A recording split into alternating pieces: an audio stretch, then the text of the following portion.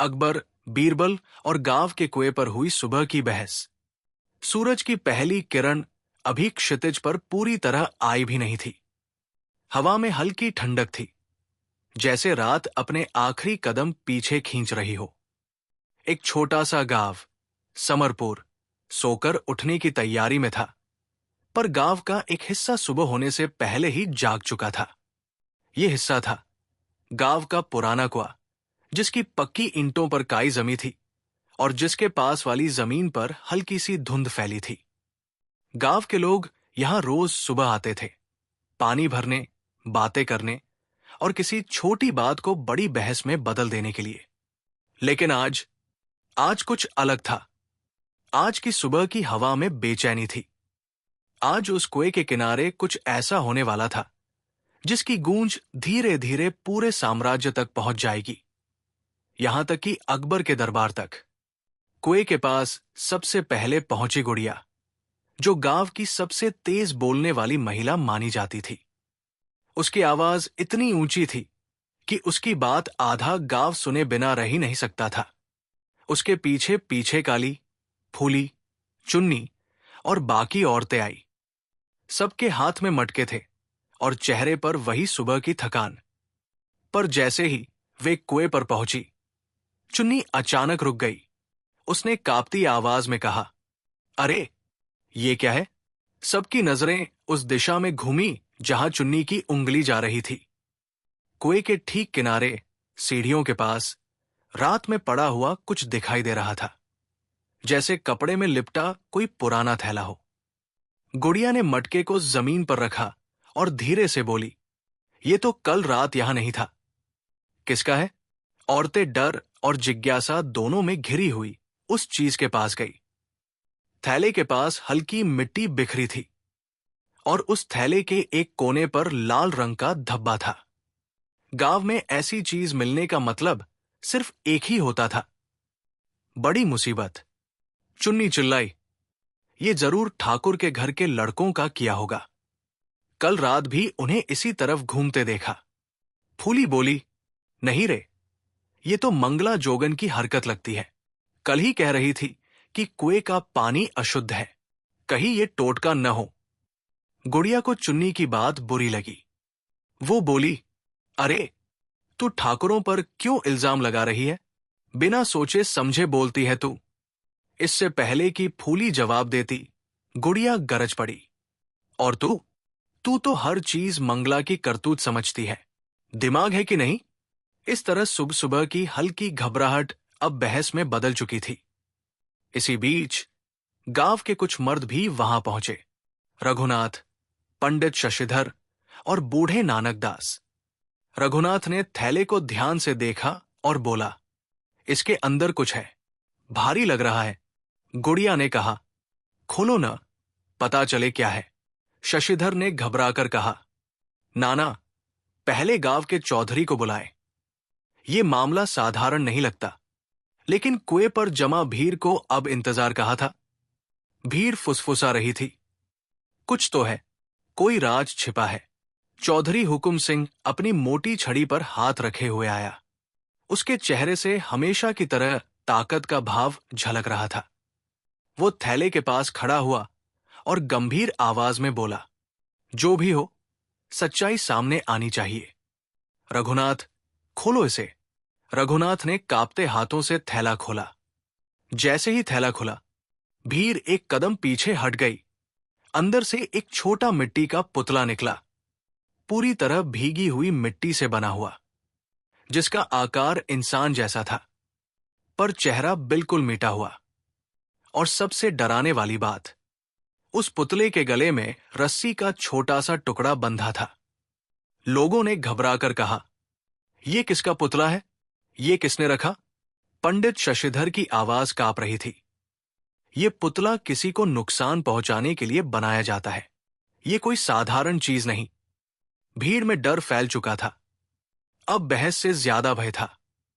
चौधरी ने गंभीर होकर कहा, यह मामला अब दरबार तक जाएगा। किसी ने पूछा, दरबार? अकबर का दरबार? चौधरी बोला, हां, यह सामान्य बात नहीं, यह गांव में बुरा संकेत है। अकबर के लिए गांव में ऐसे प्रकरण महत्वपूर्ण हैं, और जहां रहस्य हो वहां बीरबल की जरूरत पड़ती है। चौधरी ने तुरंत अपने आदमी को संदेश लेकर दूत के साथ किले की तरफ भेजा। अकबर के दरबार में सुबह की सभा शुरू ही हुई थी। अकबर सिंहासन पर बैठा हुआ कुछ दस्तावेज देख रहा था कि तभी दूत अंदर आया। हुजूर, समरपुर गांव में एक अजीब घटना हुई है। कुएं के पास एक मिट्टी का पुतला मिला है और गांव के लोग डर में हैं। अकबर ने सिर उठाया और एक पल के लिए बीरबल की ओर देखा। बीरबल ने हल्की मुस्कान के साथ कहा, हुजूर, ये पुतला सिर्फ मिट्टी का नहीं लगता, इसके पीछे कुछ रहस्य छिपा है। अनुमति हो तो मैं समरपुर जाऊं। अकबर ने तुरंत आदेश दिया, जाओ बीरबल, जब तक ये मामला स्पष्ट न हो जाए तब तक वापस न आना। और बीरबल अपने कुछ सिपाहियों के साथ समरपुर की ओर रवाना हो गया। जब बीरबल गांव पहुंचा तब तक गांव में अफवाहें फैल चुकी थी। किसी ने कहा यह पुतला किसी ग्रामीण का है, किसी ने कहा किसी ने जादू टोना किया है, किसी ने कहा किसी की हत्या का संकेत है। बीरबल ने शांत होकर सबको कुएं पर बुलाया। भीड़ जमा हुई। बच्चे पेड़ों पर चढ़कर देखने लगे। औरतें दूरी से खुसपुस कर रही थी। बीरबल ने पूछा, पुतला सबसे पहले किसने देखा? चुन्नी कांपते हुए हाथ उठाई। गुड़िया बोली, हम लोग सुबह पानी भरने आए थे, तब देखा। बीरबल ने पुतले को देखा। उसने पुतले को उठाकर चारों तरफ से परखा। मिट्टी सूखी नहीं थी, मतलब पुतला रात में ही बनाया गया था। बीरबल ने जमीन को छूकर देखा।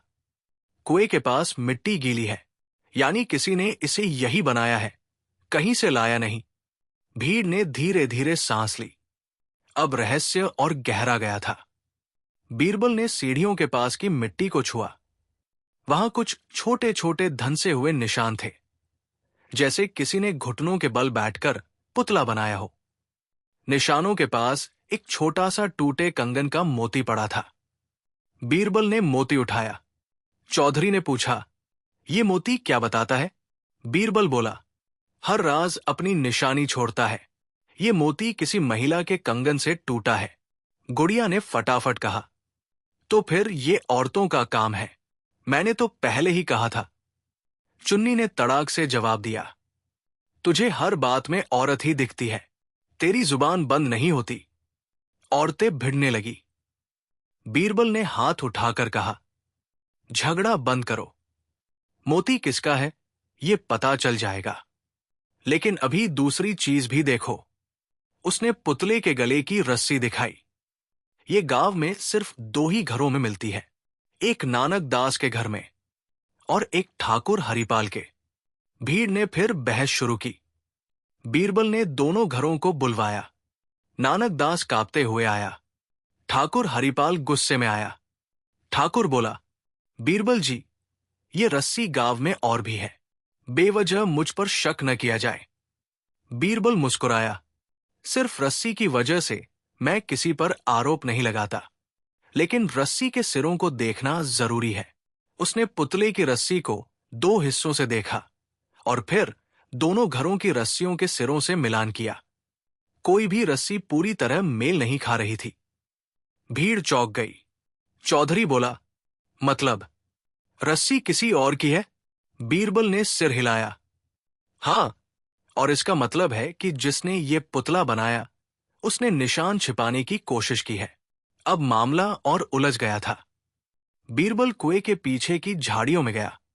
वहां मिट्टी के ऊपर छोटे छोटे पैर के निशान थे, जैसे किसी बच्ची ने दौड़ते हुए छोड़े हों। वहां एक अधजली लकड़ी की तीली पड़ी थी। बीरबल ने उसे उठाकर सूंघा। तीली पर हल्की सी तेल की गंध थी। वो बोला, ये सुराग बताता है कि जिसने पुतला बनाया वो रात में यहां आया था और छोटी सी आग जलाकर मिट्टी सुखाने की कोशिश की थी। एक बुजुर्ग महिला बोली, हमारे गांव में जिससे आग की तीली उपयोग होती है वो तो सिर्फ लोहार के घर की है। भीड़ ने तुरंत निष्कर्ष निकाला, तो ये काम लोहार के घर से जुड़ा है। पर बीरबल शांत रहा। भीड़ के पीछे से एक छोटा बच्चा, लगभग 10 साल का, धीरे धीरे बीरबल के पास आया। वो कांपता हुआ बोला, साहब, मैं कुछ बताना चाहता हूं।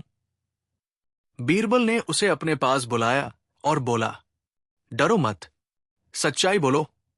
बच्चा बोला, मैंने मैंने रात में कुएं के पास किसी को देखा था।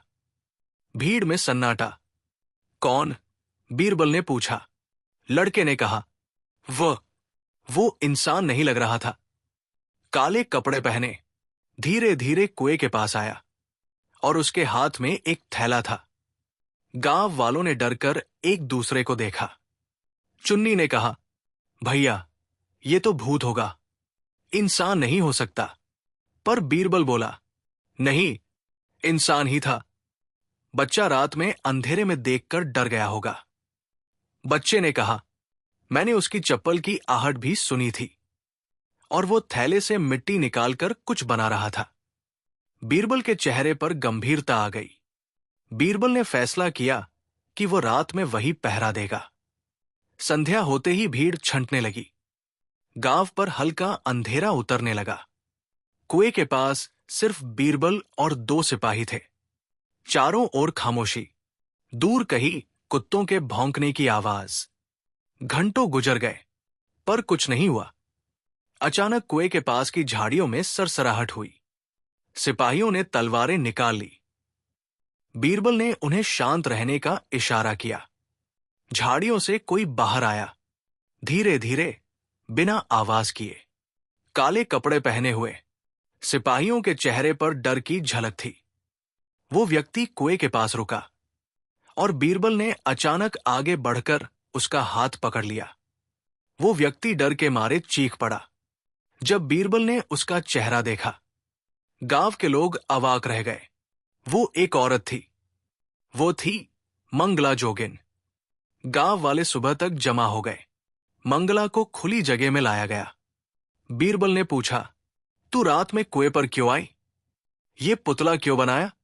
मंगला पहले चुप रही, फिर बोली, मैंने नहीं किया, मैं सिर्फ देखना चाहती थी। बीरबल बोला, तू झूठ बोल रही है। तेरे घर में मिट्टी का वही ढेर है और वही तेल है जिसकी गंध तीली पर थी। मंगला की आंखें भर आई। वो बोली, मैंने पुतला बनाया, लेकिन मैं किसी को नुकसान नहीं पहुंचा रही थी। भीड़ चिल्लाई, झूठ, तू जादू करती है, इसे गांव से बाहर निकालो। मंगला रोती हुई बोली, नहीं, सुनो मेरी बात। बीरबल ने हाथ उठाकर भीड़ को शांत किया। किसका पुतला बनाया था? मंगला एक पल चुप रही, फिर बोली, मैंने किसी का चेहरा नहीं बनाया, क्योंकि वो पुतला किसी इंसान का नहीं था। भीड़ में सन्नाटा। तो फिर किसका? बीरबल ने पूछा। मंगला बोली, वो एक संकेत था, एक चेतावनी। गांव में कुछ आने वाला है, कुछ बुरा। भीड़ डर गई। बीरबल ने मंगला को अलग से बैठाकर पूछताछ की। मंगला बोली, कई दिनों से रात में कुएं के आसपास कोई घूम रहा था। उसकी परछाई अजीब थी। कुएं में से अजीब आवाजें आती थी। मैं डर गई थी। मैंने सोचा कि एक पुतला बनाकर चेतावनी दूं, ताकि गांव वाले सावधान रहें। बीरबल ने पूछा, और रस्सी का क्या?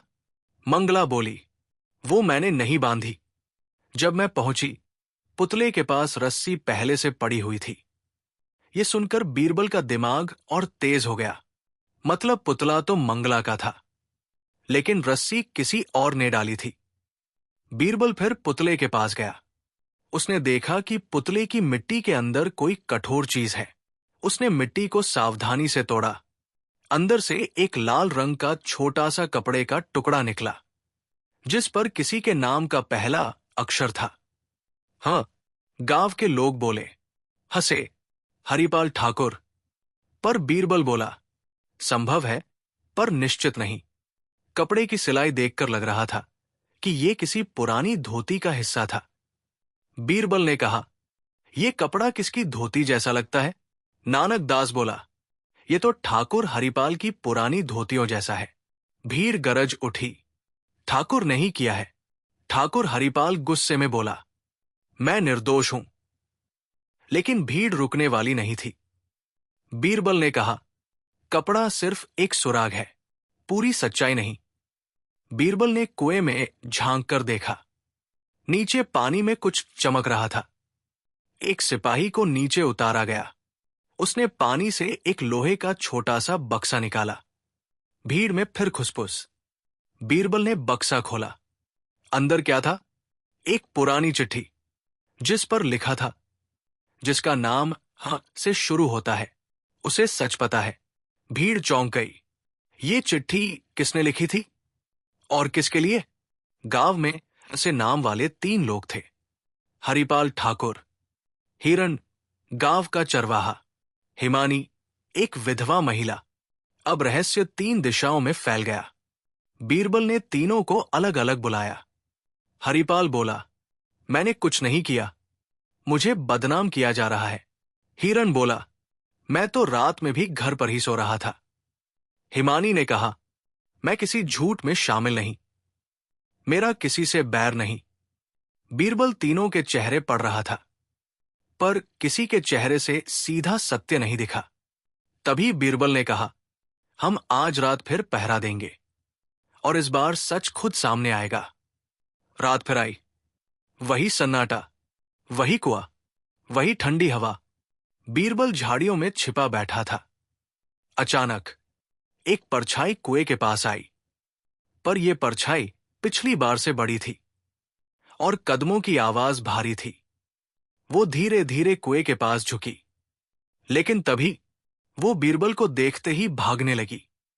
सिपाही पीछे दौड़े, बीरबल भी दौड़ा।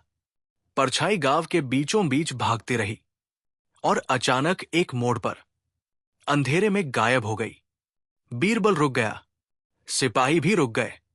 कहीं कोई नहीं था, कोई आवाज नहीं, जैसे वो परछाई हवा में घुल गई हो। अगली सुबह गांव वाले फिर कुएं पर जमा हुए। चौधरी बोला, बीरबल जी, सच पता चला? बीरबल ने शांत होकर कहा, सच का पहला भाग सामने है। पुतला मंगला ने बनाया, पर रस्सी किसी और ने बांधी। कपड़ा किसी नाम वाले से जुड़ा है, लेकिन असली व्यक्ति अभी सामने नहीं आया। जो कल रात भागा वो इंसान था, पर कौन, ये अभी तक स्पष्ट नहीं। गुड़िया बोली, तो फिर क्या होगा? बीरबल ने कहा, सच यही कुएं के आसपास है। कोई गांव वाला ही इसका हिस्सा है, कोई ऐसा जो अभी भी छिपा हुआ है। गांव वाले एक दूसरे को शक की नजर से देखने लगे। बीरबल ने कहा, मैं वापस जाकर अकबर को रिपोर्ट दूंगा, पर मैं लौटूंगा भी, क्योंकि ये कहानी अभी पूरी नहीं हुई है। और बीरबल वहां से चला गया। गांव में सन्नाटा फैल गया। समरपुर गांव में पुतले की घटना की गूंज अब दूर दूर तक पहुंच चुकी थी। लोग दहशत और जिज्ञासा दोनों लेकर चल रहे थे। हर कोई यही सोचना चाहता था कि जो हुआ वो महज कोई गलती थी, कोई बिना मतलब की हरकत। पर भीतर भीतर हर दिल में एक सवाल था, अगर ये सिर्फ चेतावनी थी तो किसे, कौन चाहता था गांव को भयभीत करना? और सबसे बड़ा सवाल, वो जिसने रात में भागते हुए परछाई छोड़ी थी, वो कौन था? बीरबल ने गांव छोड़कर अकबर के पास रिपोर्ट दी थी, पर उसका इरादा वापस लौटने का था। उसने कहा था कि सच अभी अधूरा है। अकबर ने कहा था कि पूरा सच जानकर ही कुछ लेना।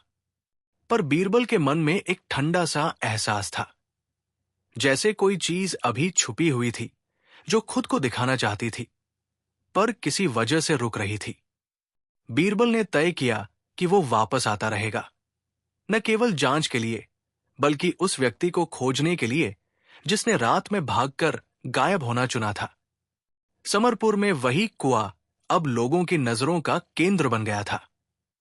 बच्चे कुएं पर के पास से होकर गुजरते तो डरकर रास्ता बदल लेते।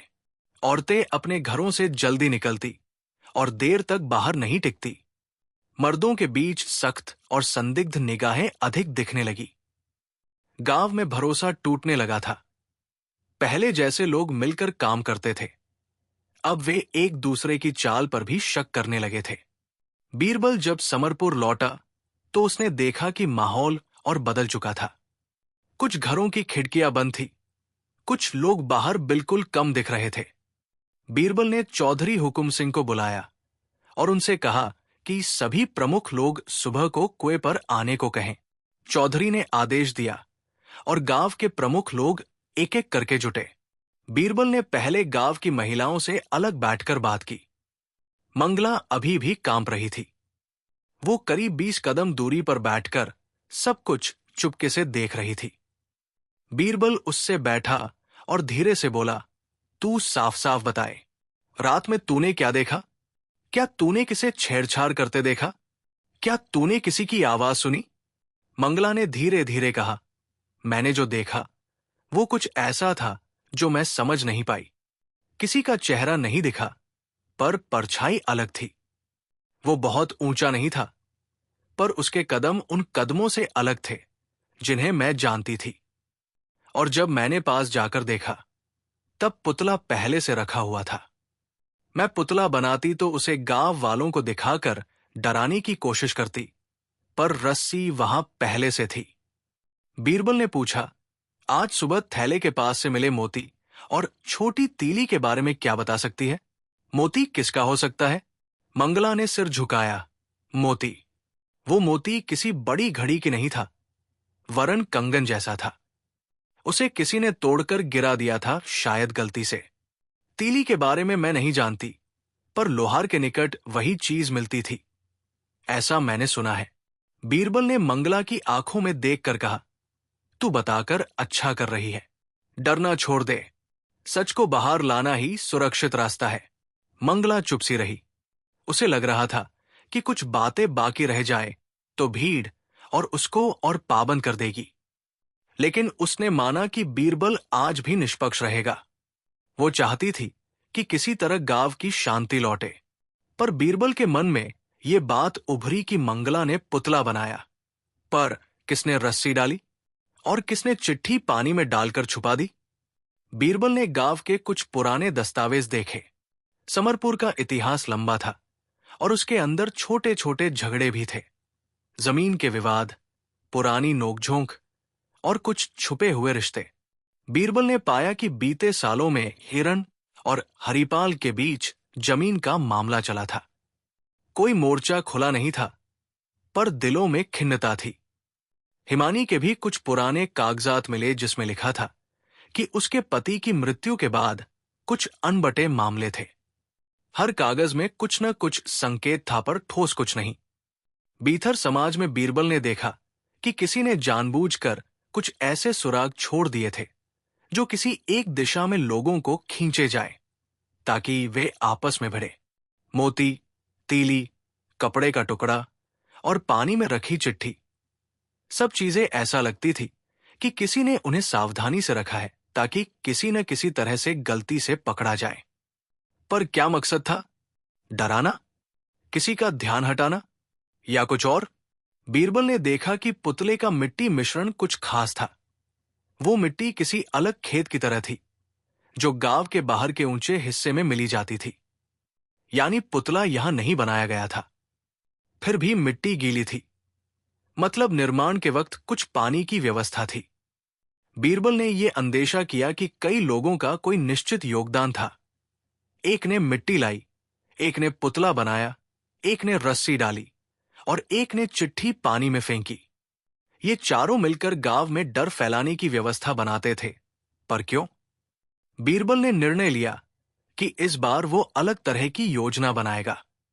उसने गांव के बाहर के रास्तों पर भी नजर रखनी शुरू की। उसने कुछ भरोसेमंद लोगों को अलग अलग समय पर पहरा रखने को कहा और कुछ बच्चों को भी छुपाकर देखने के लिए लगाया। वो जानता था कि अक्सर सच छोटे छोटे रास्तों और आवाजों में छुपा रहता है। किसी की चाल, किसी की सांस, किसी दिल की तेजी। एक रात जब बीरबल गांव के बाहर एक छोटी झाड़ी में बैठा था, उसने बेतरह आवाज सुनी। ऐसा लगा जैसे कोई दूर से धीरे धीरे आता हुआ हो। वो हमेशा की तरह हाथ से इशारा कर सिपाहियों को शांत रहने का संकेत दिया, पर इस बार आवाज अलग थी। किसी के कदमों में ताल नहीं थी, पर चलने की आवाज जमीन पर हल्की सी खराश की तरह लग रही थी। बीरबल ने देखा, एक छोटा सा व्यक्ति झाड़ियों से निकलकर आया, पर न उसके कपड़े थे, न उस पर कुछ बड़ा सामान। वो व्यक्ति घबरा गया दिख रहा था, पर जब उसने बीरबल को देखा, वो धीरे से हंस पड़ा, पर उस हंसी में कुछ अजीब था। वो हंसी डराती नहीं, उल्टा कंपी दे रही थी। वो व्यक्ति पास आया और बोला, बीरबल साहब, आप यहां? मुझे लगता था कि आप सुलझा नहीं पाएंगे। मैं खुद कुछ दिनों से ये सब देख रहा हूं। बीरबल ने पूछा, तुम कौन हो और तुमने क्या देखा? वो बोला, मैं गांव के सबसे अलग आदमी हूं। लोग मुझे अनदेखा करते हैं। मैं अक्सर रात में घूमता हूं। कल रात मैंने भी किसी को पुतला रखते देखा, पर मैंने उसके चेहरे का देखा नहीं। उसने हाथ में कुछ रखा और फिर भाग गया, पर वो भागते समय एक आवाज छोड़ गया। ऐसा लगा जैसे किसी ने धरती पर कई बार कोई खुरचन मारी हो। बीरबल ने पूछा, तुमने उसकी चाल या कपड़े देखे? वो मुस्कराया, कपड़े नहीं, पर उसकी परछाई ने कभी किसी इंसान जैसी आवाज नहीं छोड़ी। और एक बात, उसने जब भागा तो उसने किसी के घर की खिड़की के पास से गुजरते हुए कुछ गिरा दिया, एक छोटा ताला। मैंने उसे उठाकर छुपा दिया। ये सुनकर बीरबल की रुचि और जाग गई। ताला? किसने ताला गिराया और क्यों? बीरबल ने उस व्यक्ति से ताला मांगा। उसने ताला दिया। ताले पर एक निशान था, एक छोटा सा अंक, जो बीरबल को पहले कभी दिखा हुआ नहीं लगा। वो अंक किसी परिवार के घर के दरवाजे पर अंकित होता था, विशेषकर पुराने इतिहास वालों के पास। ये अंक बीरबल को बताता था कि बनावट कुछ ऐसी थकी हुई है, जैसे कोई पुराना घर जिसके कई दरवाजे बदल चुके हों, पर वही निशान किसी खास परिवार की पहचान रहा हो। बीरबल ने उस ताले की पड़ताल कराने के लिए गांव के लोहार को बुलाया। लोहार ने ताले को देखा और कहा, यह ताला बाहर से नया नहीं है, पर अंदर की जंग इसे पुराना बनाती है। पर इस पर जो चिन्ह बना है, वो मेरे गुरु के समय की कारीगरी जैसा है। मेरे गुरु ने बताया था कि ये चिन्ह एक विशेष कुटुंबीय का होता था। वे लोग गांव के ठीक बाहर पुराने हरे पेड़ के पास रहते थे, पर वे अब नहीं रहते। बीरबल ने तुरंत उस पुराने मकान के पास देखा। मकान वीरान था, पर उसके भीतर हल्की सी आहट थी। बीरबल ने सोचा कि कोई उस मकान को कभी खुदाई पाती तो वहां कुछ छुपा होगा। उसने खोदने का आदेश दिया। कुछ इंच नीचे मिट्टी हटाते ही एक पुराना तख्ती का टुकड़ा मिला, और उस पर वही अक्षर लिखा हुआ मिला। बीरबल का दिल तेजी से धड़कने लगा। ये वही अक्षर था जो पुतले के अंदर के कपड़े पर भी मिला था। अब संकेत और अधिक घने हो गए थे। बीरबल ने गांव के उन बुजुर्गों से पूछा जिन्होंने पुरानी कहानियां सुनी थी। उन्होंने बताया कि उस पुराने घर में कभी एक परिवार रहता था जिसका सरनामा बहुत अलग था। उनका नाम हरिदेव था, पर सालों पहले वे अचानक गांव छोड़कर चले गए थे, बिना बताए। कुछ लोग कहते थे कि वे शहर गए, कुछ कहते थे कि वे किसी पुराने विवाद के कारण चले गए, पर किसी ने भी नहीं कहा कि वे वापस आए हैं। बीरबल को संदेह हुआ, क्या ये उसी हरिदेव परिवार से मिलता था? अगर हां, तो क्या हरिपाल ठाकुर का नाम गलती से जुड़ा गया था, या हरिपाल और हरिदेव का कोई संबंध उस तरह में छुपा था? बीरबल ने सोचा कि सच्चाई सीधे पुराने धागों में छुपी होगी, पुराने रिश्ते, पुराने दुश्मनों और पुराने वादों में। जैसा कि बीरबल ने पुराने घर के आसपास खुदाई कराई, उसे एक छोटी सी लोहे की पेटी मिली। पेटी पर जंग थी, पर भीतर का कागज सुरक्षित था। बीरबल ने सावधानी से कागज निकाला और देखा कि वो उकेरा हुआ दस्तावेज था, शायद किसी वादा का लिखित प्रमाण। कागज पर लिखा था कि एक बार हरिदेव परिवार ने गांव की कुछ जमीनों के बदले में एक वादा किया था कि वे गांव की रक्षा करेंगे और किसी संकट के समय गांव को संकेत देंगे। पर दस्तावेज पर और भी एक बात थी। किसी ने उस वादे के अंत में अपने नाम के बजाय सिर्फ एक निशान छोड़ा था, वही, और लिखित भाषा हमें बताती थी कि ये वादा तब तक सक्रिय रहेगा जब तक उस निशान का सम्मान होता रहेगा। बीरबल ने इसे पढ़कर महसूस किया कि ये वादा कुछ पुराने संघर्ष का हिस्सा था। शायद कोई ये सब याद दिलाने की कोशिश कर रहा था कि पुराना वादा अब फिर याद किए जाने लायक है। पर किसके लिए और किससे डराना था? क्या यहां कोई बाहरी खतरा था या ये सब गांव के भीतर की चाल थी? बीरबल ने चौधरी से कहा, यह कागज बताता है कि किसी समय हरिदेव परिवार ने गांव के लिए कुछ किया था, पर अब उनकी कमी में कोई ये संकेत देकर क्या कहना चाहता है? चौधरी ने सिर हिलाकर कहा, यह समझना मुश्किल है, पर यह वादा और ये निशान बता रहा है कि कोई पुरानी बात जीवित है। अगले कुछ दिनों में बीरबल ने गांव के चारों कोनों में गुप्त तरीके से छानबीन कराई। उसने देखा कि गांव में कई घरों की दीवारों के पीछे कुछ छुपा हुआ माल था। एक घर के नीचे पुरानी वस्तुएं मिली, दूसरे के अटलू में पुराने कपड़े, पर कुछ और मिला, कुछ छोटे छोटे कागजों के टुकड़े जिन पर वही बने हुए थे। ये बताता था कि कोई पुराने समय की चीजों को इकट्ठा कर रहा था या फिर उसे कहीं इकट्ठा करने के लिए कहा जा रहा था। ये काम किसका था? किसी अकेले का या किसी समूह का? एक रात बीरबल ने देखा कि किसी ने खुले आंगन में एक छोटी सी मिट्टी की मूरत रखी। उसे देखते ही बीरबल को महसूस हुआ कि ये पुतले जैसा ही था, पर छोटा रूप था। मंगला ने ये क्यों रखा था? या किसी ने ये दिखाने के लिए रखा था कि वो संदेश दे रही है? वो मिट्टी की मूरत पर थोड़ी और बारीकी से देखने पर बीरबल ने इसे तोड़ दिया। भीतर कुछ नहीं था, पर मूरत के नीचे एक छोटा सा संदेश छिपा हुआ था। संदेश पर लिखा था, जिन्होंने पहले वादा किया था वे अब लौटेंगे, पर पहले याद दिलाने वाले को शर्मिंदगी चाहिए। संदेश में और कुछ नहीं था। बीरबल ने यह महसूस किया कि किसी ने पूरे खेल को ऐसा बनाया था कि वो पुरानी यादों को हवा दे और साथ ही गांव के लोगों में डर भर दे। पर अभी भी एक बात समझ से बाहर थी। क्यों? किससे डराना था? और सबसे वो जो रात में भागा था, वो कौन था और क्यों भागा था? कहीं वो भागकर किसी और को कुछ बता गया था क्या? गांव के कुछ व्यक्तियों की रात भर की हरकतों पर निगाह रखने से बीरबल को पता चला कि कुछ लोग अक्सर रात को बाहर निकलते और कुछ स्थानों पर जाते। वे लोग बड़े चालाकी से काम करते थे। किसी को दिखाई नहीं देते, पर उनके कदमों की आवाजें मिलती। बीरबल ने कुछ निशानों का पीछा किया और उसे एक पुराने कुएं के पास एक छोटी सी पर्ची मिली, जिस पर नाम या संकेत नहीं था, पर कुछ शब्द लिखे थे। कुएं को न छुओ, कल शाम 2 बजे। ये नोट अविश्वसनीय था। किसी ने गांव को सीधे चेतावनी दी थी, पर किसने? बीरबल ने अनुमान लगाया कि जो भी ये खेल खेल रहा है, वो किसी को चेतावनी दे रहा है कि वे कुछ कर रहे हैं। पर क्या वह चेतावनी किसी अच्छे उद्देश्य के लिए थी या किसी बुरे मकसद से? बीरबल के दिमाग में कई संभावनाएं उभर आई। किसी ने गांव में पुरानी बातों को ताजा कर दिया, पर किसी ने ऐसा क्यों किया? क्या कोई बाहरी आक्रमण की तैयारी थी? क्या कोई बड़ा धंधा चल रहा था जिसे छुपाने के लिए लोगों को एक दूसरे पर शक कराया जा रहा था? या फिर ये सब सिर्फ एक व्यक्ति की सनक थी? बीरबल ने देखा कि कुछ लोगों के व्यवहार अचानक बदल गए थे।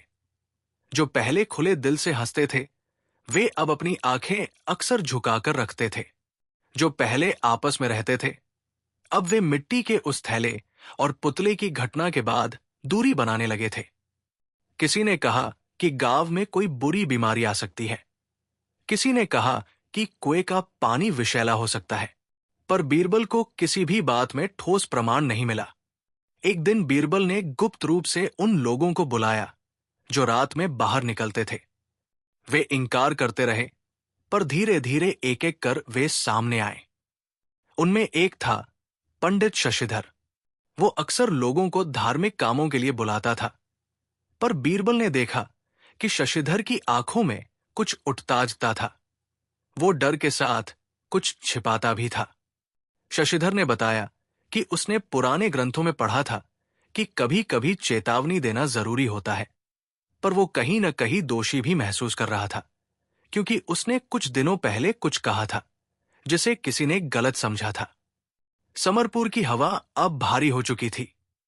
लोगों की रातें चैन से नहीं कटती थी। हर शाम कुएं के पास कुछ न कुछ मिल जाता। टूटी हुई जूतियां, छोटे तुड़के हुए कपड़े, कभी एक पुराना झेका।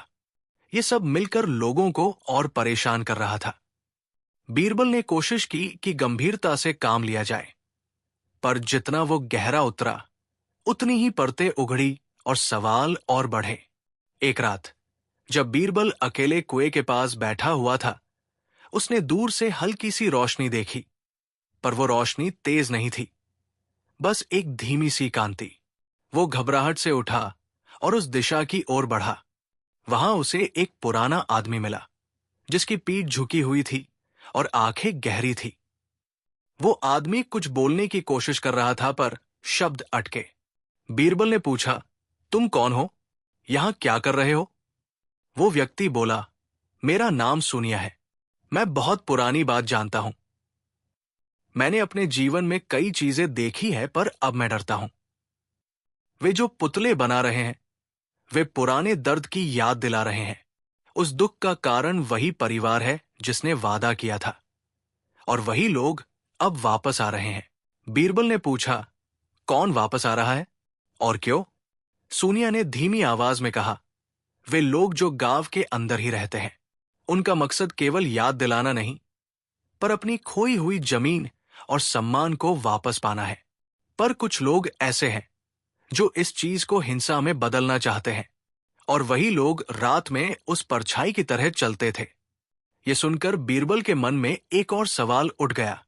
हरिदेव परिवार की वापसी क्या किसी नए मुकद्दर की शुरुआत थी, या क्या ये कोई पुरानी प्रतिशोध की जड़ थी? और अगर प्रतिशोध है, तो किसने उसे हवा दी? जैसे जैसे बीरबल जांच बढ़ाता गया, कुछ गलतफहमियां साफ होने लगी। उसने महसूस किया कि अधिकांश गांव वाले डर कर बिना सोचे समझे किसी एक पर उंगली उठाने को तैयार थे। हमेशा की तरह जो मुखर होता, उसे शक की निगाह से देखा गया। जो शांत रहता, उसे शक से परहेज नहीं मिल पाया। बीरबल ने सोचा कि यह माहौल किसी के हित में हो सकता है, किसी का फायदा उठाने के लिए। एक रात बीरबल ने देखा कि कुएं के पास कुछ हेरफेर हुआ था, जैसे किसी ने वहां छुपकर कुछ निकाला था। बीरबल ने पीछा किया और उसे एक तालाब मिले, जिसमें बहुत पुरानी तस्वीरें फंसी थी। तस्वीरों पर कई चेहरों के निशान थे, पर कुछ चेहरों पर कागज से घिसे हुए निशान देखे गए। तस्वीरों के साथ एक नाम लिखा था, हैदर, और कुछ तारीखें। बीरबल ने अनुमान लगाया कि ये किसी पुराने झगड़े और उसके समाधान का हिसाब था। किसी ने उन तस्वीरों को छिपाकर रख दिया था, ताकि कोई पुराना सच फिर उजागर न हो। बीरबल ने तस्वीरों को गांव वालों के सामने रखा। उसने कहा, इन तस्वीरों में इतिहास छिपा है। जब हम इतिहास को मिटाते हैं, वही लोग जो उसे याद रखते हैं, वे चुपचाप आकर चेतावनी देते हैं। पर हमें यह समझना होगा कि इतिहास को याद रखना सीख और बदला दोनों दे सकता है। अगर हम मिलकर बात नहीं करते, तो वही अविश्वास और बदला ही हमें निगल जाएगा। फिर एक रात, वही रात जब गांव में पहले भी परछाई दिखी थी, बीरबल ने सोचा कि वो पूर्णतया सच पकड़ लेगा। उसने गांव के बाहर 3 छिपे हुए स्थानों पर पहरे रखवाए। रात गहरी थी और हवा धीमी चल रही थी। अचानक दूर से हल्की सरसराहट हुई। एक बार फिर वही सिलसिला, परछाई की चाल, किसी की धीमी सांसों की आवाज। सिपाहियों ने उस दिशा में झांका, और वहां से कोई निकला ही नहीं। पर तभी बीरबल ने एक तेज झटका लिया। किसी ने तालाब के पास एक पत्थर फेंका और फिर दूर भाग गया। सिपाही दौड़े, पर वो किसी नजर नहीं आया। पर बीरबल ने उसकी परछाई देखी। वो परछाई फिर उस अजीब तरह की थी, न पूरी इंसानी, न पूरी परछाई। वो कुछ पल के लिए कुएं पर रुकी, उसके बाद तेजी से गांव की गलियों की ओर भाग गई और फिर अदृश्य हो गई। अगले सुबह कुएं के निकट एक नया निशान मिला, जैसे किसी ने बड़े आत्मविश्वास से मिट्टी खोदी हो और कुछ रखा हो। बीरबल ने देखा कि वहां एक पुरानी चाबी रखी गई थी। चाबी पर वही अक्षर था। ये बात अब और स्पष्ट थी। किसी ने जानबूझकर निशान बनाए और लोगों को दिशा दे रही थी। पर किस दिशा में, किस सुरुचि में? बीरबल ने तय किया कि अब वो एक अंतिम बार गांव की बैठक बुलाएगा, जिसमें हर प्रमुख व्यक्ति और जो भी संदिग्ध माना गया हो उसे बुलाया जाएगा।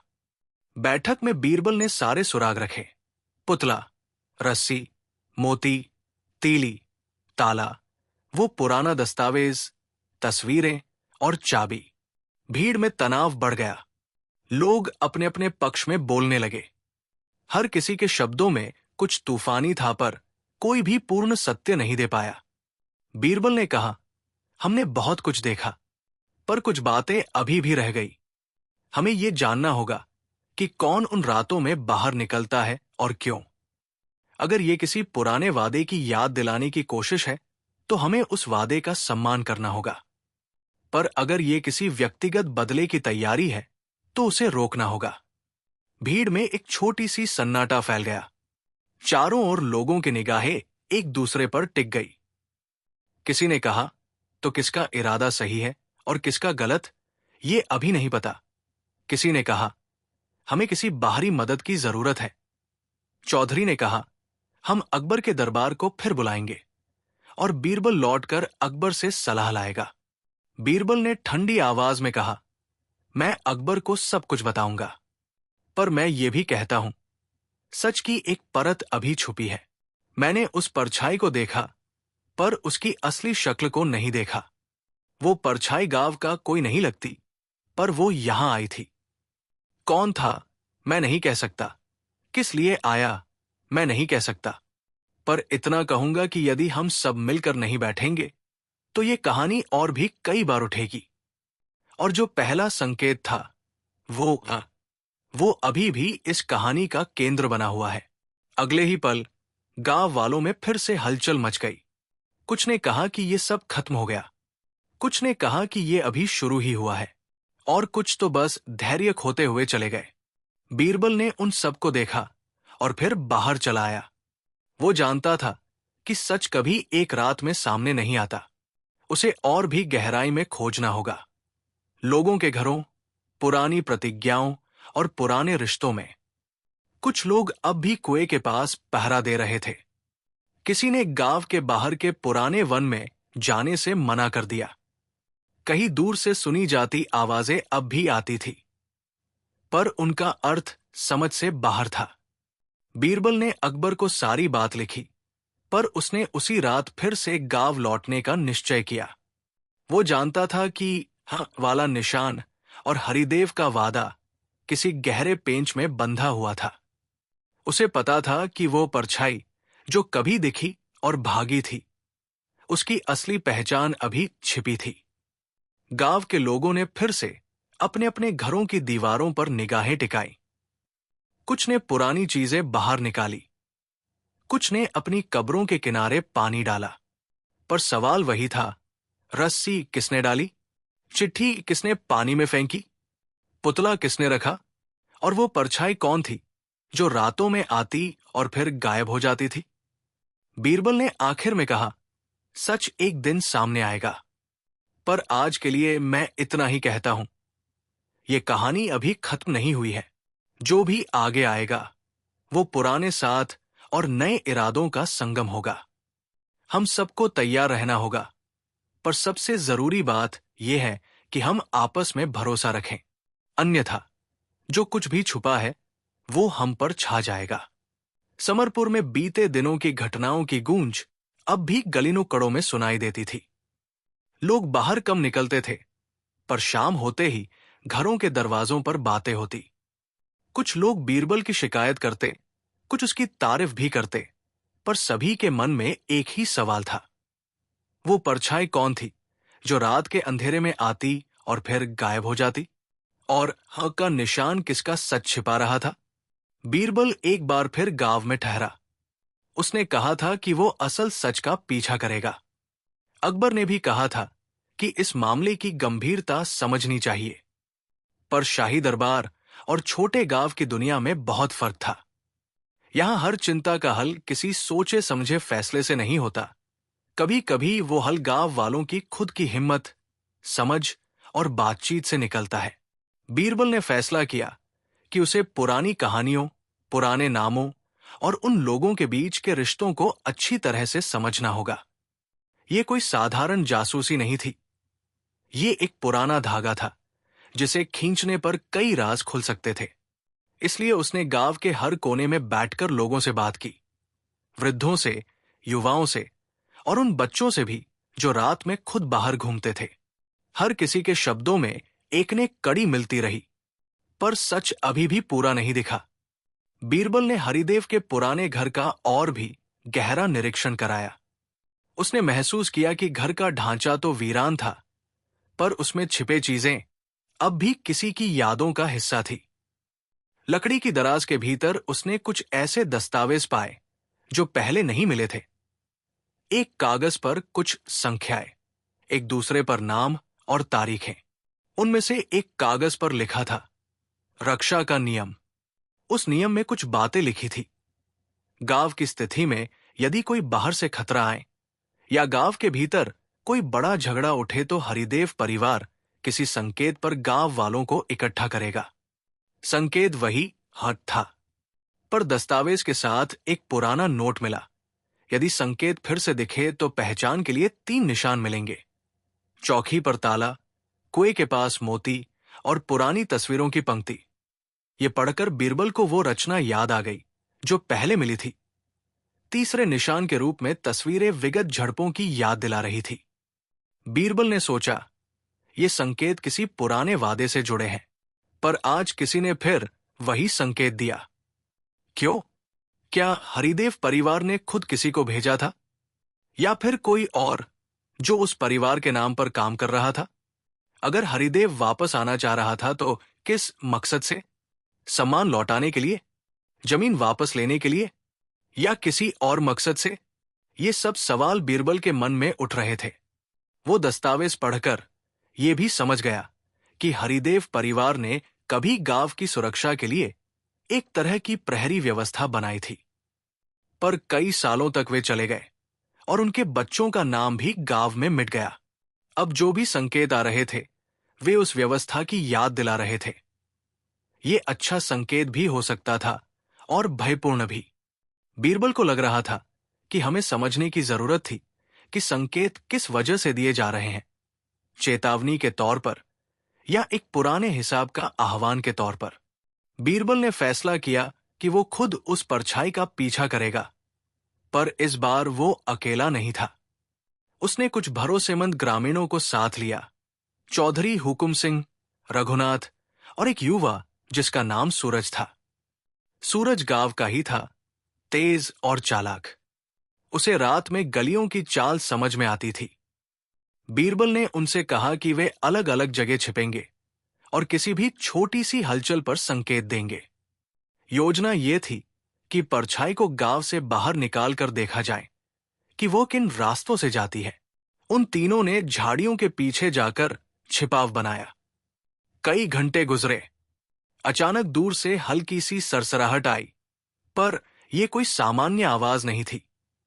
सूरज ने धीमे से उंगली उठाई और इशारा किया। चारों ने एक साथ देखा। एक साया धीरे धीरे निकला और वो सीधे कुएं के पास आया, पर उस साए की चाल कुछ अलग थी। वो तेज, असमंजसपूर्ण और चतुर लगी, जैसे वह अपने कदमों को छिपाने की कोशिश कर रहा हो। बीरबल ने धीरे धीरे अपने हाथ से इशारा किया कि उसे पकड़ लिया जाए। सिपाहियों ने जोरदार कदमों के साथ साए की ओर बढ़ना चाहा, पर वो अचानक एक छोटी गली की ओर मुड़ गया और गायब हो गया। पर उसे पकड़ना कठिन न था। वो किसी ऐसे रास्ते पर गया जिसे गांव के कुछ ही लोग जानते थे। एक पुराना रास्ता जो जंगल के किनारे से जाता था और फिर एक पुरानी कब्रिस्तान के पास से होकर निकलता था। बीरबल और अन्य लोग उस रास्ते पर पहुंचे, पर वहां उन्हें खालीपन मिला। पर वो खालीपन एक निशान छोड़ गया। एक छोटी सी निस्तर बिछी हुई थी, जैसे कोई रात भर बैठा हो। वहां कुछ बारीक धूल के निशान मिले, जिसे देखकर सूरज ने कहा, ये निशान बड़े बोझ वाले जूतों के नहीं हैं, ये छोटे जूतों के निशान हैं, और इनका आकार बताता है कि जिन्होंने इसे छोड़ा वे युवा थे, पर जूतों के नीचे मिट्टी का रंग किसी और जगह का है, पास के खेत का नहीं। ये सुराग बताता था कि जो भी रात में आता था वो गांव का ही था, पर अक्सर बाहर के हिस्सों में भी जाता था। बीरबल ने उस निस्तर के पास एक छोटा दिखी हुई चिट्ठी पाई। उस पर सिर्फ एक शब्द लिखा था, इंतजार।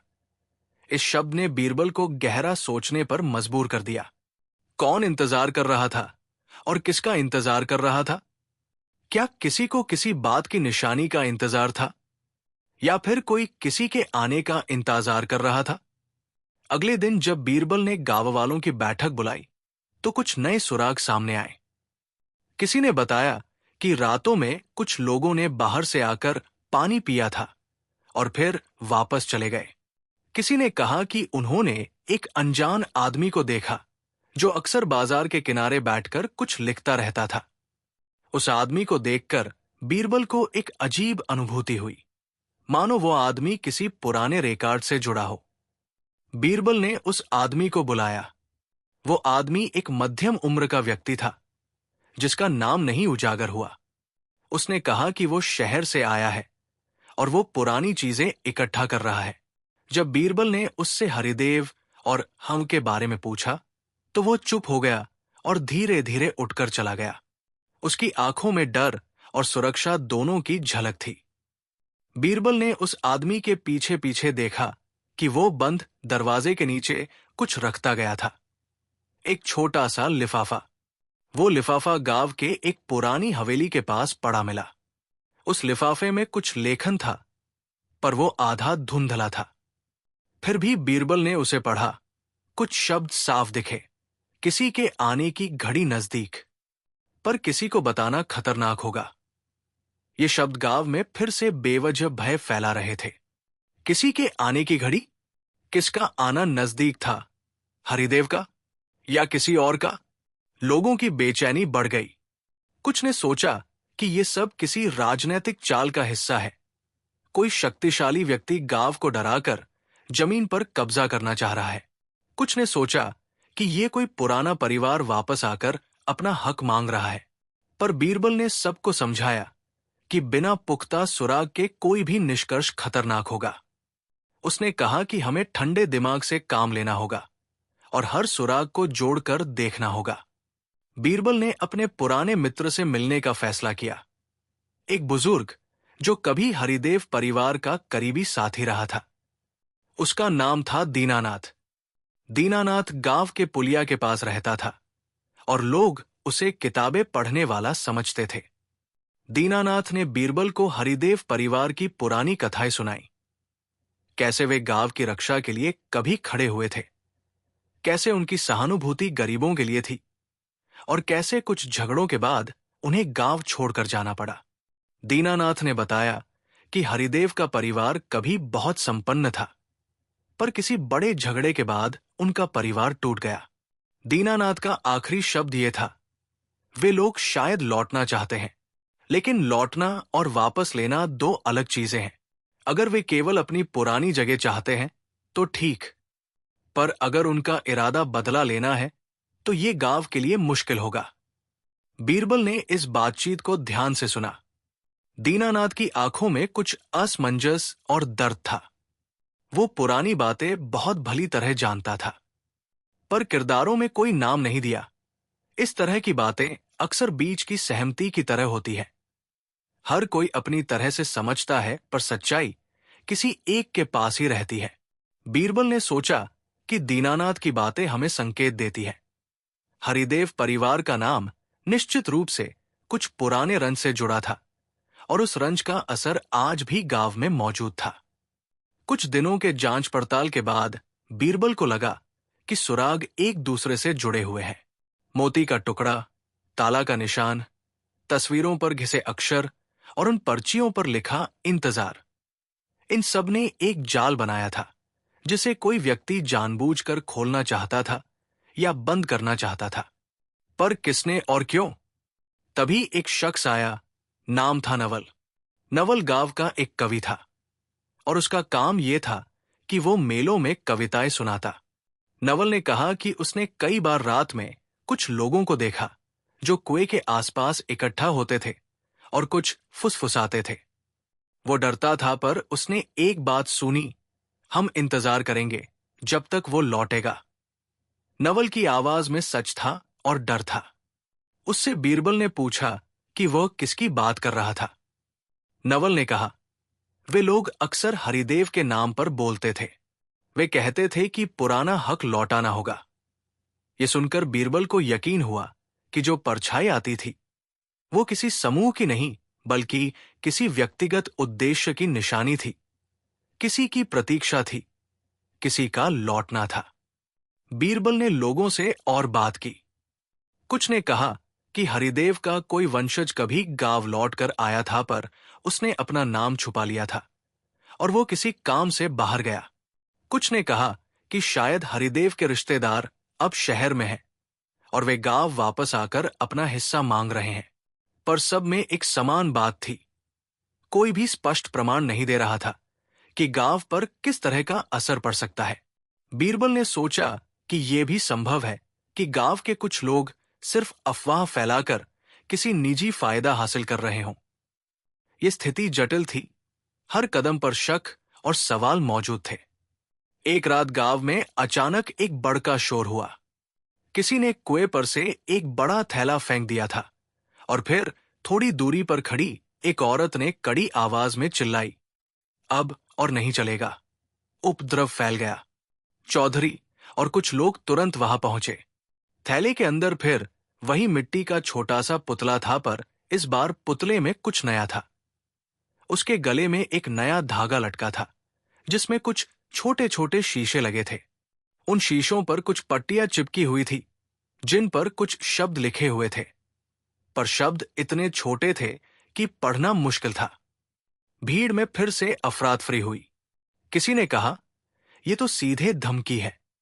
किसी ने कहा, यह किसी की आखिरी चेतावनी है। बीरबल ने उन शीशों और पट्टियों को ध्यान से पढ़ा। उसने पाया कि उन पर कुछ अक्षर बनाए गए थे, कुछ ऐसे अक्षर जिन्हें मिलाकर कुछ वाक्य बनते थे। वादा निभाओ या परिणाम भुगतो। ये वाक्य लोगों के दिलों में गहरी सनक पैदा कर गया। ये साफ था कि कोई नहीं चाहता था कि गांव का झगड़ा शांतिपूर्ण तरीके से सुलझे। किसी ने जानबूझकर इसे उकसाने की कोशिश की थी। चौधरी ने फौरन कहा कि इस मामले को शाही दरबार तक पहुंचा दिया जाए। पर बीरबल ने कहा, पहले हमें यह देखना होगा कि इन चेतावनियों के पीछे कौन है। अगर हम बाहर से किसी को लेंगे और बिना प्रमाण किसी को दोषी ठहराएंगे तो कोई भी निर्दोष हो सकता है। हमें भीतर की जांच करनी होगी। यह सुनकर कुछ लोग नाराज हुए। कुछ ने कहा कि बीरबल कमजोर है, पर बीरबल ने समझाया कि जज्बाती फैसले वश समय उड़ाते हैं और अनावश्यक नफरत पैदा करते हैं। बीरबल ने तय किया कि वो फिर से रात में पहरा देगा। इस बार अधिक लोग, अधिक सतर्कता और अधिक चुप्पी। वे सब अलग अलग जगह छुपे। रात गहरी हुई। हवा धीमी थी। अचानक दूरी से एक हल्की सी आहट आई और फिर वही परछाई निकली। पर इस बार परछाई धीरे धीरे आगे बढ़ी और बड़ी शांति से कुएं के पास रुक गई। लोगों के दिल की धड़कन बढ़ गई। पर इस बार परछाई ने एक कदम आगे बढ़ाकर एक आवाज निकाली। वो आवाज नरम थी पर साफ सुनाई दी, मैं आ रहा हूं। भीड़ में खुन्नसी फैल गई। उसी वक्त एक दरवाजे से किसी ने बड़बड़ाया, तो आओ, अपना हक वापस लो। यह आवाज किसी जानी पहचानी आवाज जैसी थी। बीरबल ने अपने कान से सोचा कि यह आवाज किसकी हो सकती है, पर वो नहीं पहचान पाया। पर वही आवाज सुनकर भीड़ तालियां बजाने लगी। कुछ की आंखों में उम्मीद थी, कुछ की आंखों में डर, पर पश्चाताप भी था। किसी को नहीं पता था कि आने वाला कौन होगा और किस नीति के साथ आएगा। परछाई फिर चल पड़ी और गांव के बाहर एक पुराने पेड़ के पास रुकी। वहां एक पुराना कपूरा पड़ा था, कई सालों से न खोला गया। पर इस बार परछाई ने उसे उठाया और फिर निशान छोड़ते हुए बाहर चली। उसने गांव के किनारे एक खूंटे पर एक ध्वज बांधा। ध्वज पर वही अंग बना हुआ था। ये दृश्य देखकर कुछ लोग खुशी से झूम उठे, जबकि कुछ लोग डर से कांप उठे। बीरबल ने समझा कि यह संकेत किसी निश्चित उद्देश्य के साथ किया जा रहा था। किसी का आगमन अब केवल प्रतीक नहीं रह गया था, यह किसी तरह का आह्वान था। अगले दिन बीरबल ने गांव में बताया कि यदि कोई व्यक्ति शांतिपूर्ण तरीके से अपना नाम बताकर सामने आए और गांव से अपना हिस्सा मांगे तो गांव उसको सुनेगा। पर अगर कोई हिंसा और धमकियों के जरिए मुंह खोलना चाहेगा तो गांव उसे अनुमति नहीं देगा। कई लोग इस बात से संतुष्ट नहीं हुए, पर बीरबल का उद्देश्य साफ था। किसी भी तरह की बड़ी लड़ाई से पहले शांति के रास्ते की कोशिश करनी थी। तभी एक स्त्री आई। उसने कहा कि वो हरिदेव परिवार की दूर की नातिन है। उसने कहा कि उसके माता पिता ने शहर की तरफ से कुछ पत्र भेजे थे, पर कोई जवाब नहीं मिला। वो कहती थी कि उसे संकेत मिल रहे हैं कि कोई पुराना संबंध अब फिर से सक्रिय हो रहा है। पर उसने ये भी कहा कि उसने धमकियों और चीख पुकार दोनों सुनी है। कोई चाह रहा था कि वो अपनी आवाज दबाए। उसने भी कहा कि वो बताने के लिए भयभीत है, क्योंकि गांव में बहुत से लोग ऐसे हैं जिनके साथ पुराना झगड़ा जुड़ा है। उसकी बात सुनकर बीरबल का मन और जांच करने का दृढ़ निश्चय और बढ़ गया। बीरबल ने सोचा, यदि हरिदेव का कोई वंशज वापस आया है तो उसे पहले अपनी बात सामने रखनी चाहिए। पर अगर कोई और नाम का उपयोग करके गांव को भ्रमित कर रहा है तो उसे पकड़ना होगा। बीरबल ने कहा कि वो अगले कुछ दिनों में गांव के बाहर जाकर उस परछाई के पीछे के रास्तों की और खोज करेगा। कुछ दिन बाद बीरबल ने पाया कि पुराने कागजों में एक और नई बात छिपी है। पुराने दस्तावेज के किनारे कुछ छोटी सी खरोंचें थी, जिनमें कुछ नाम लिखे हुए थे। उन नामों को पढ़ने पर बीरबल को ज्ञात हुआ कि उन नामों में से एक नाम उस पुराने आदमी का था जिसने पहले गांव छोड़ दिया था। वो नाम था हरिदेव का बेटा, जिसका नाम था हेमंत। हेमंत के बारे में कहा जाता था कि वो शहर गया और वही कहीं गायब हो गया। पर बीरबल को शक हुआ कि शायद हेमंत का कोई वंशज अभी गांव के पास छिपा हुआ है और वो धीरे धीरे अपनी जमीन वापस लेने की तलपट महसूस कर रहा है। इसी बीच गांव के एक छोर पर फिर एक छोटा सा थैला मिला। थैले में पुराने सिक्के और कुछ दलाली रूपी कागज थे। उन कागजों पर कहीं कहीं कुछ निशान बने थे और उन निशानों में एक चिन्ह बार बार दिखाई दे रहा था। वही, ये बार बार ये दर्शा रहा था कि ये सब सिर्फ याद दिलाने का काम नहीं था। इसके पीछे कोई योजना थी। इस योजना का उद्देश्य क्या था? कोई आर्थिक, कोई सामाजिक या फिर कोई प्रतिशोधी? बीरबल ने इन सब बातों को ध्यान से देखा और समझा कि आगे का पूरा खेल इन संकेतों के चारों ओर घूम रहा है। समरपुर के लोगों के बीच एक भावनात्मक विभाजन दिखने लगा। कुछ लोग मान रहे थे कि हरिदेव का परिवार लौट रहा है और उसे सम्मान मिलना चाहिए। कुछ लोग मान रहे थे कि ये वापसी किसी जीत के लिए नहीं, बल्कि किसी पुरानी शिकायत को बार बार उठाने के लिए है। गांव के बीच द्वंद्व और गलतफहमियां बढ़ती जा रही थी। बीरबल ने देखा कि अगर ऐसा चलता रहा तो गांव में खून खराबा हो सकता था और जिसका फायदा कोई तीसरा व्यक्ति उठा सकता था।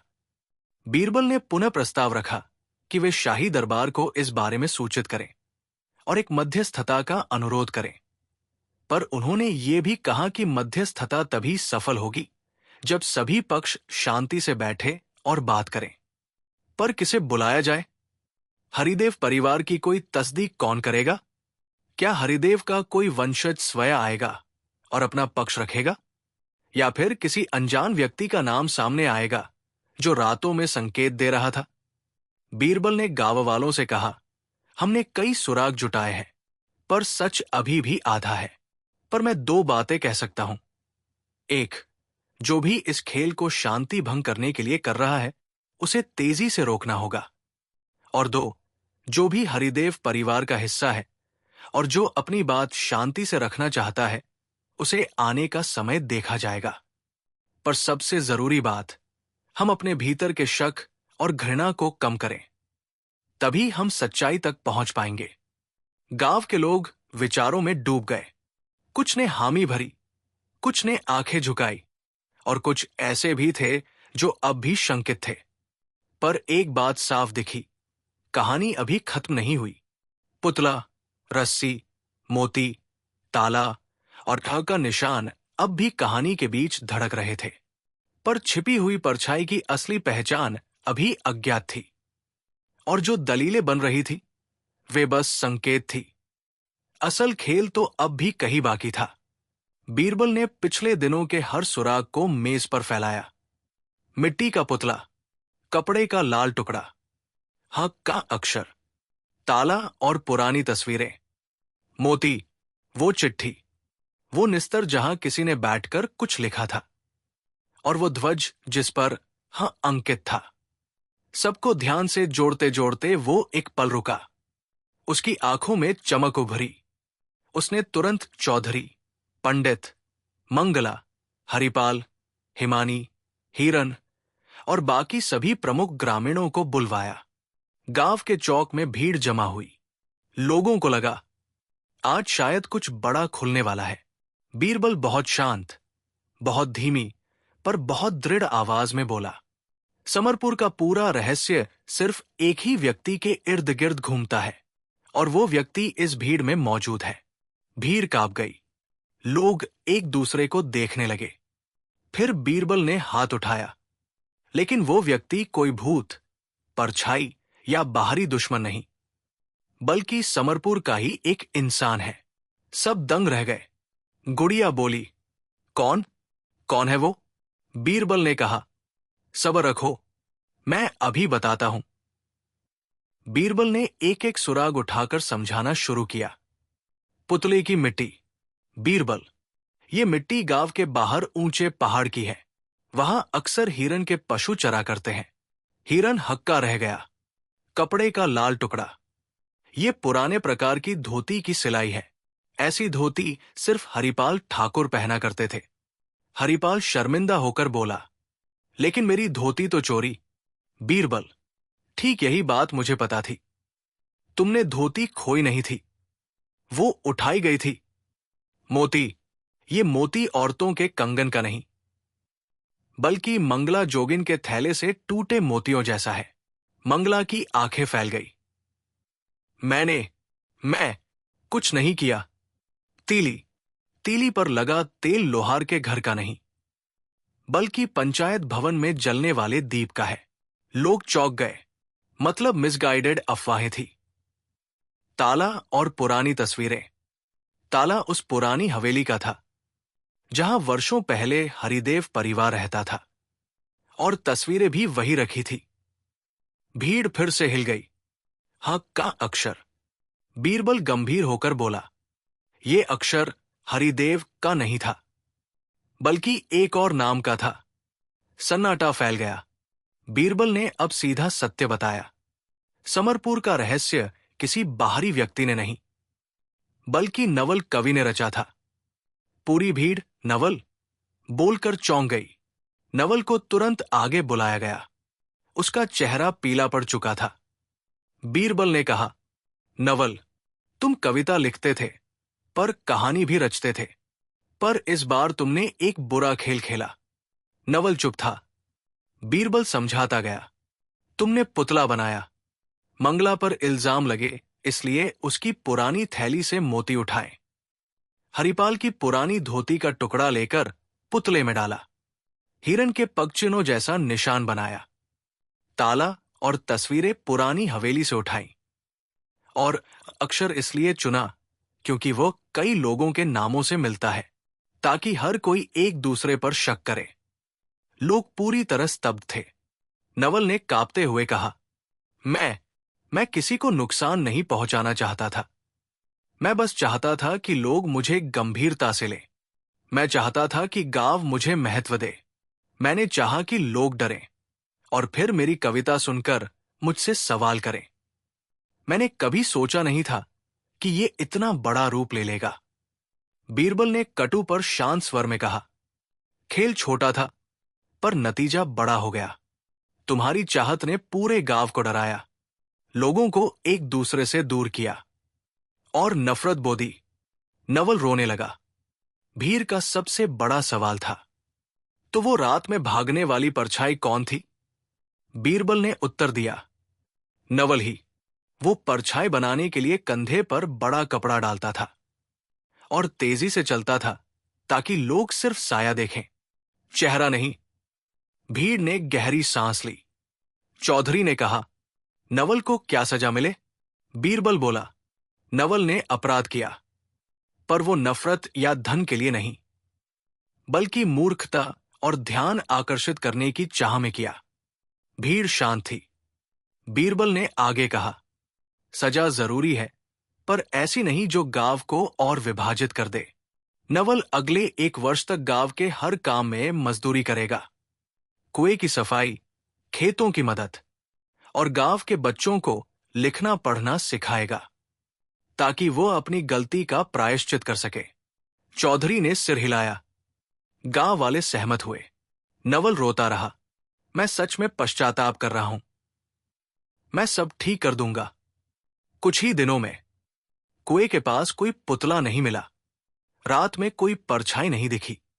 हक का अक्षर बेकार साबित हुआ। हरिपाल, मंगला, हिरन, तीनों के नाम साफ हुए। गांव वालों के मन से डर मिट गया। धीरे धीरे समरपुर गांव फिर अपनी पुरानी शांत चाल पर लौट आया। बच्चे फिर कुएं पर खेलते दिखे। औरतें पानी भरते हंसती बतियाती। मर्द खेतों में लग गए। सबने समझा, कभी कभी डर बाहर से नहीं आता, हमारे अपने मन में पनपता है, जब सच आधा और भ्रम पूरा होता है। गांव से जाते समय बीरबल ने कहा, सच वो नहीं होता जो सबसे पहले दिखाई दे, सच वो होता है जो सबसे अंत में छिपा मिलता है। गांव वालों ने श्रद्धा से बीरबल को विदा किया और वो अध्याय जिसने गांव की नींद हराम कर दी थी,